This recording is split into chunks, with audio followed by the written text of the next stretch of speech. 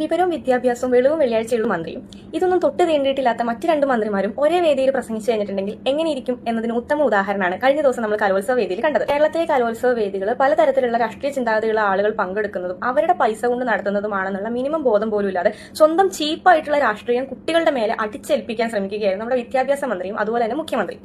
സത്യം പറഞ്ഞ ഒരുപാട് ആളുകൾക്ക് സുരേഷ് ഗോപി സാറിനോടുള്ള റെസ്പെക്ട് വളരെയധികം കൂടിയത് ആ ഒരു വേദിയിൽ വെച്ചിട്ടായിരുന്നു. വളരെ നിഷ്കളങ്കരായിട്ടുള്ള വിദ്യാർത്ഥികളുടെയും അവരുടെ മാതാപിതാക്കളുടെയും മുന്നിൽ വെച്ച് രണ്ടുപേരും മത്സരിച്ച് അവിടെ ചീപ്പ് പൊളിറ്റിക്സ് കാണിച്ച സമയത്ത് സുരേഷ് ഗോപി സാർ വളരെ മാന്യമായി വളരെ പക്വതയോട് കൂടിയിട്ടാണ് ആ ഒരു സിറ്റുവേഷനെ ഹാൻഡിൽ ചെയ്തത്. സത്യം പറഞ്ഞാൽ അതിനുശേഷം സുരേഷ് ഗോപി സാർ അവിടെ ചെയ്ത കാര്യം കണ്ടപ്പോൾ എന്റെ കണ്ണ് നിറഞ്ഞുപോയി. ഒരുപാട് സന്തോഷം. ഇവിടുത്തെ റൈസ് മാർക്കറ്റിലെയും വെജിറ്റബിൾ മാർക്കറ്റിലെയും എല്ലാവരും അതിനകത്ത് പങ്കാളികളാണ്. ഞാൻ അതിന് ഇന്ന് തുടക്കം കുറിച്ച് വെക്കുകയാണ്. 2 ടൺ അത് പോരാ എന്ന് പറഞ്ഞാൽ 3 ടൺ അരി പാലക്കാടൻ മട്ട പാലക്കാട് നിന്ന് ഇപ്പോ ലോഡ് കയറും. കേരളത്തിലെ ചില മാധ്യമങ്ങളും ചില ഫേക്ക് ഐഡിയകളും ഒക്കെ നിരന്തരമായിട്ട് പ്രചരിപ്പിക്കുന്ന ഫേക്ക് ന്യൂസുകളും കട്ട് ചെയ്ത് വളച്ചൊടിച്ച് കാണിക്കുന്ന കുറെ വീഡിയോസും ഒക്കെ കണ്ടിട്ട് ഈ മനുഷ്യനെ കളിയാക്കുന്ന ഒരുപാട് പേരുണ്ട്. നിനക്കൊന്നും 7 ജന്മം എടുത്താലും ആ മനുഷ്യൻ ചെയ്ത് തീർത്തിരിക്കുന്ന നന്മകളുടെ 100 1/5 പോലും ചെയ്യാൻ സാധിക്കില്ല. കഴിഞ്ഞ ദിവസം ഈ മനുഷ്യനെ പറ്റി വന്നൊരു വാർത്തയാണിത്. ഈ മനുഷ്യൻ എത്ര നന്മ ചെയ്താലും അതൊന്നും കാണിക്കാതെ അയാൾ ഇരിക്കുന്നതും നടക്കുന്നതും കൈ കഴുകുന്നതും പപ്പടം പൊടിക്കുന്നതും എന്ന് വേണ്ട സകലമാന കാര്യങ്ങളും എടുത്തു മുറിച്ച് പല രീതിയിലാക്കി കാണിച്ച് ആളുകളെ തെറ്റിദ്ധരിപ്പിച്ച് അയാൾക്കെതിരെ ഫേക്ക് ന്യൂസ് ഉണ്ടാക്കി അയാളെ ഇല്ലാണ്ടാക്കാൻ ശ്രമിക്കുകയാണ് ഇവിടുത്തെ കുറെ ആളുകൾ. എടോ, അങ്ങേരും ചോരയും നീരും ഒക്കെ ഉള്ളൊരു മനുഷ്യനാണ്. അയാളെ പ്രവോക്ക് ചെയ്ത് കഴിഞ്ഞിട്ടുണ്ടെങ്കിൽ സ്വാഭാവികമായിട്ട് ഒരു പരിധി കഴിഞ്ഞ് കഴിയുമ്പോൾ അയാൾ റിയാക്ട് ചെയ്യും.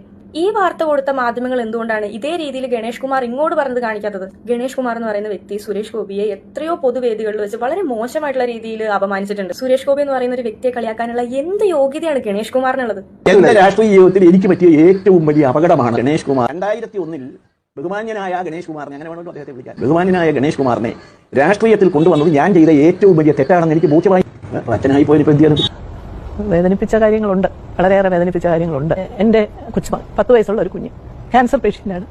ഇത്രയും കോടീശ്വരനായ ഒരു ആ മനുഷ്യന്റെ മകൾ എന്ന നിലയ്ക്ക് എനിക്ക് ഒന്നും ആ കുട്ടിയുടെ പേരിൽ എന്റെ അച്ഛൻ കരുതിയിരുന്ന പൈസ പോലും എടുക്കാൻ സാധിക്കുന്നില്ല. ഇദ്ദേഹം മുടക്കി വെച്ചിരിക്കുകയാണ്.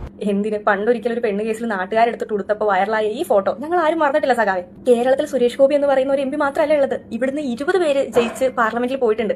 പക്ഷേ ആ 20 പേരിൽ ഒരാളെ മാത്രമാണ് കേരളത്തിലെ മാധ്യമങ്ങളും കേരളത്തിലെ ജനങ്ങളും ഉറ്റുനോക്കുന്നത്. ബാക്കി 19 ആളുകളുടെയും പേര് കേരളത്തിലെ പല ആളുകൾക്കും അറിയില്ല. ഞങ്ങൾക്ക് വളരെ അഭിമാനത്തോടു കൂടി പറയാൻ സാധിക്കും, കേരളത്തിലെ 20 പാർലമെന്ററി മണ്ഡലങ്ങളിലെയും ജനങ്ങൾക്ക് സുരേഷ് ഗോപി എന്ന് പറയുന്ന MP അറിയാൻ സാധിക്കും. അദ്ദേഹത്തിന്റെ സ്വന്തം പാർലമെന്ററി മണ്ഡലത്തിലുള്ള മുഴുവൻ ജനങ്ങൾക്കും അദ്ദേഹത്തിന് അറിയാൻ സാധിക്കും. സുരേഷ് ഗോപി വെച്ച കലിംഗ സംവാദത്തെയും അതുപോലെ തന്നെ കോഫി വിത്ത് എസ് എന്ന് പറയുന്ന പ്രോഗ്രാമിനെയൊക്കെ കളിയാക്കുന്ന ഒരുപാട് ആളുകളുണ്ട്.